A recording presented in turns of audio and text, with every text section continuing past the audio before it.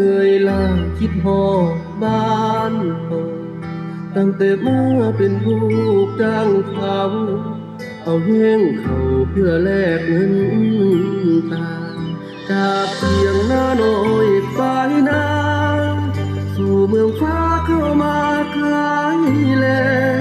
สู่จนว่าเบิดแหงพอได้เป็นค่าแรงจากเขาคิดฮอดสองเท้า